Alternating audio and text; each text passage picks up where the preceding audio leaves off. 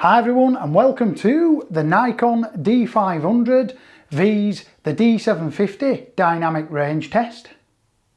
In this video we're going to look at a series of images taken from 100 to 6400, 3 full stops underexposed.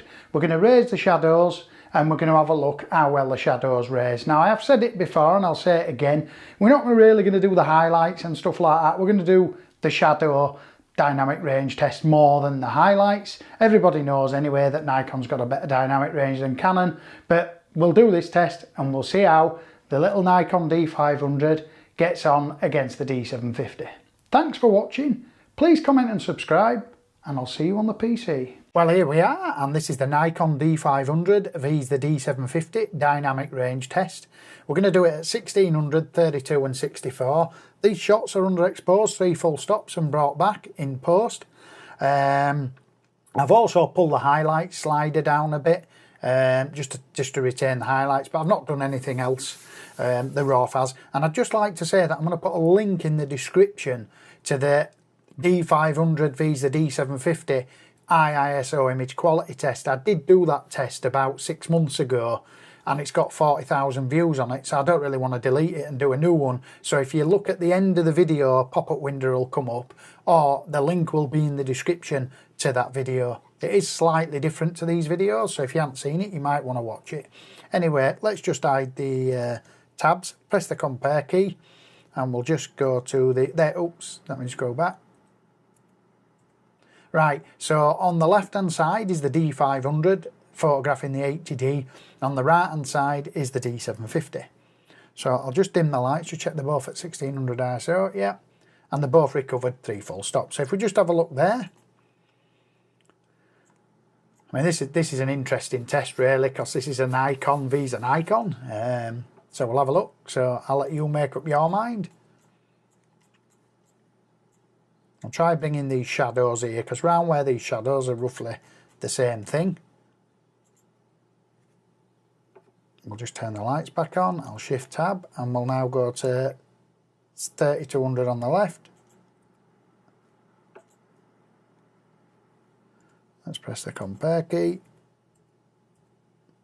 So we've now got 3200, 3200, D500 on the left, D750 on the right. Just have a zoom in.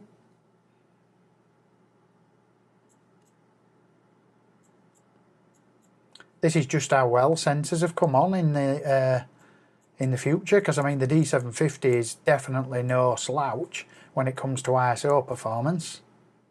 We'll just zoom back out. We'll just have a look at them there.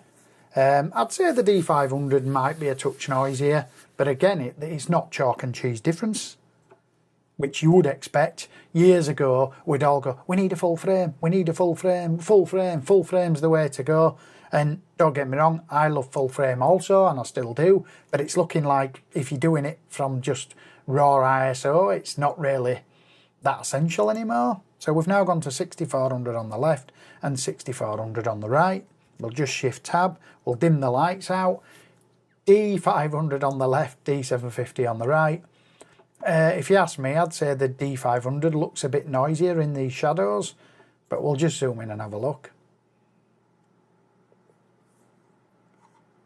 Yeah, and I'm seeing that there. I mean, if I look at the D500, I don't know though. It's because I mean it's quite noisy here on the D750. They're both still gorgeously tack sharp. I mean, a bit of noise removal. I mean, let's be right about it. I've said it before and I'll say it again.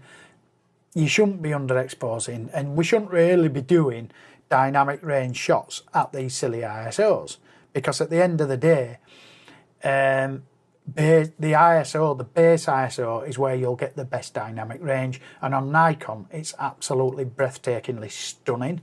I mean, it's even good on some Canons now compared to what it was. I know the 80D, well, we're going to put the D500 against the 80D. It'll be coming up today, that video, at some point, and that should be a really good video to see how well the dynamic range holds on the 80D to the D500. Anyway, thanks for watching. Please comment and subscribe, and a big thumbs up would be nice.